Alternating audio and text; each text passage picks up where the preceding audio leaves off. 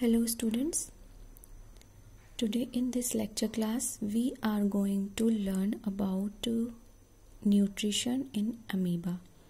So write down unit first, that is life processes, and today's topic is nutrition found in amoeba. First of all, one question arises in our mind that what is amoeba? So amoeba is a microscopic unicellular organism. Microscopic means we can't see amoeba by our naked eyes. We can use microscope if we want to see amoeba. So ये single cell होता है और single cell that means it is a unicellular. Uni means single, cellular organism. तो एक ही cell का जो है animal organism जो कि माइक्रोस्कोपिक है, हम बिना माइक्रोस्कोप के उसे नहीं देख सकते हैं. और इसमें इसका मतलब ये है कि it means that its body is made up of single cell and the nutrition found in amoeba is holozoic nutrition. तो इसमें होलोजोइक न्यूट्रिशन मिलेगा. तो जितनी भी स्टेप्स होंगी प्रोसेस की, वो सारी जो होलोजोइक न्यूट्रिशन में मिलती है वही स्टेप्स हमें अमीबा की न्यूट्रिशन में देखने को मिलेगी. अब बात आती है कि amoeba lives in where ponds and slow moving streams. Slow moving streams क्या होती है? पॉन्ड्स मीन्स तो आप सभी लोग जानते हैं, तालाब. And slow moving streams means जो झरने होते हैं जो बहुत स्लो मूविंग होते हैं, उनमें अमीबा प्रेजेंट होता है. इसकी जो बॉडी शेप होता है वो अनफिक्स्ड होता है, यानी कि आप ना तो इसे सर्कुलर कह सकते हो ना इसे आप स्क्वायर कह सकते हो. ये कंटिन्यूसली अपना शेप चेंज करता रहता है. तो shape is unfixed. It move slowly over the surface. ये बहुत ही सरफेस पे ये बहुत स्लोली चलता है.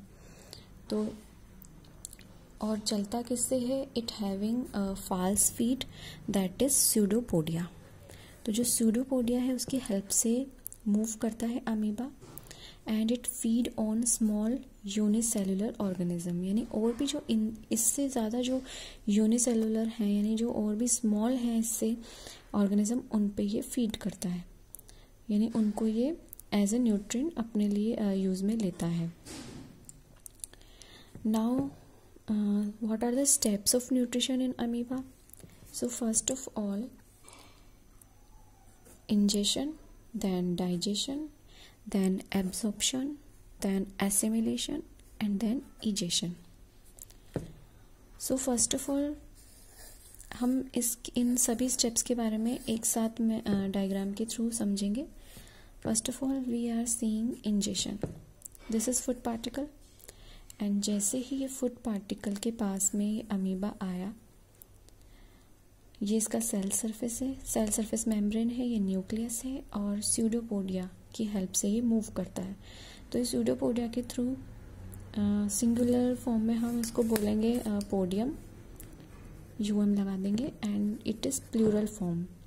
तो स्यूडोपोडियम जो है ये स्ट्रक्चर है, और इसके थ्रू ये मतलब ये एज ए मूवमेंट, जैसे हम लोग लेग्स के थ्रू मूव करते हैं, अमीबा मूव करता है स्यूडोपोडियम के through.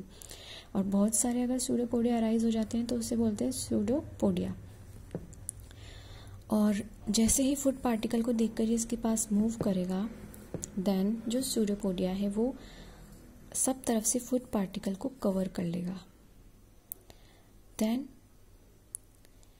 As it form a cup like structure, it covers food particle, and then by this way a small drop like structure is formed. Now this is what this diagram shows, food vacuole containing food and water. तो इसमें pray जो है वो enclosed हो गया vacuole में. अब क्या होता है, इस प्रोसेस को बोलते हैं हम फेगोसाइटोसिस. अब क्या होगा नेक्स्ट स्टेप में? डाइजेशन की स्टेप आएगी. उसमें enzyme secrete into the vacuoles.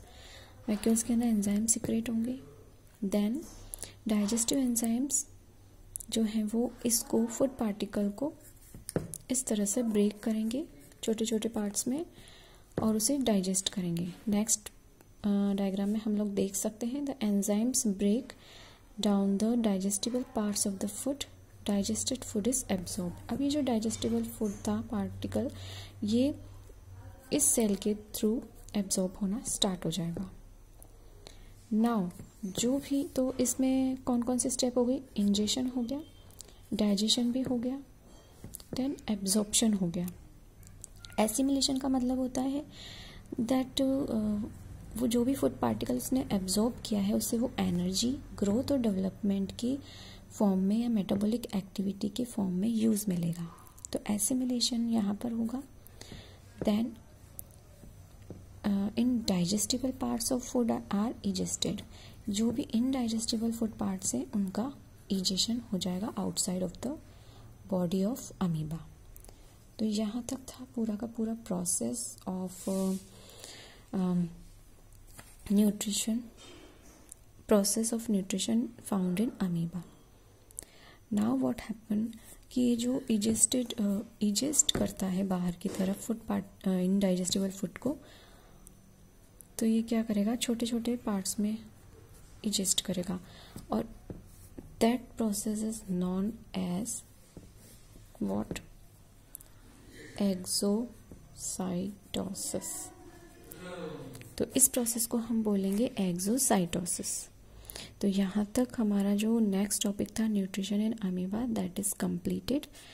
If you have any doubt in this section you can ask me in comment section and उसके बाद हम लोग नेक्स्ट वीडियो में मिलेंगे न्यूट्रिशन इन पैरामीशियम में।